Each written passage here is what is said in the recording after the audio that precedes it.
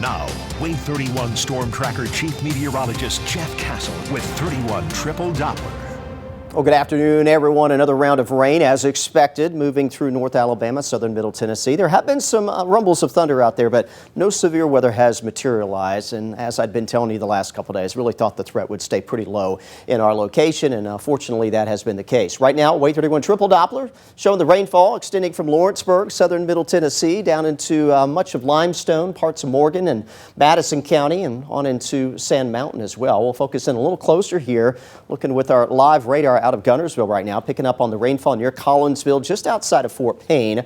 Light rain extending around Guntersville up towards Grant. Some of that rain back into parts of southeast Madison County, around New Hope, Owens Crossroads area. Again, west side of Huntsville, northwest Madison County, up there towards Harvest, tracking some light rain. Decatur, you're wet. Same for Athens, up towards Elkmont, as well as Ardmore. And some of that rain does arc back toward the shoals right now near Florence, seeing some scattered wet weather as well as we look at the live view with our Muscle Shoals radar out there in northwest Alabama. Here is the bigger picture, all this being driven by an area low pressure in the mid to upper atmosphere right over the Arklatex right now.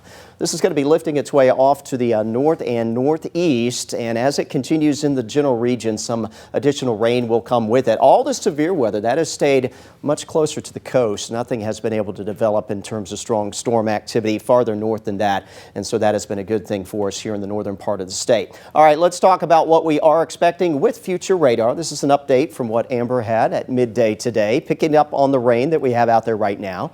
That'll continue to pivot through with perhaps a break coming in around mid-evening or so, but that's not it. Again, the same system that's driven the rain the last couple days will still influence our weather through tomorrow.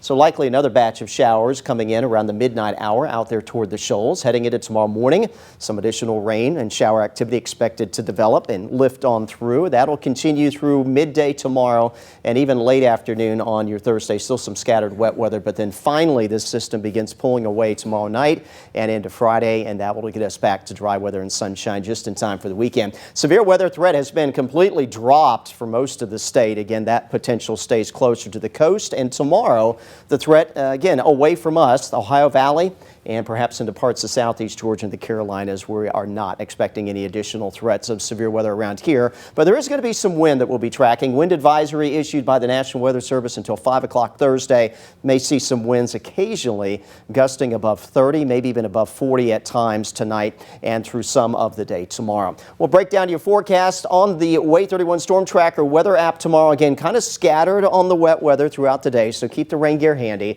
Temperatures will be in a narrow range. We'll start mid-60s in the morning, maybe even turning slightly cooler into the low 60s tomorrow afternoon with continued chances for some light rain or showers. All that does start to wind down, though, later tomorrow evening and on into your Thursday night. That sets us up for what looks to be a fantastic weekend.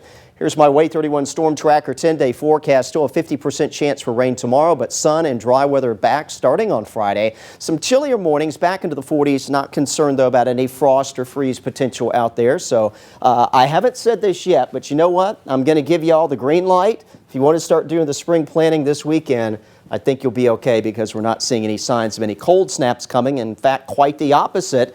Much of next week may see temperatures in the 80s for highs. A little more scattered wet weather coming in around the midpoint of next week. I jumped the gun a little bit this weekend, but you're good. Ooh, yeah.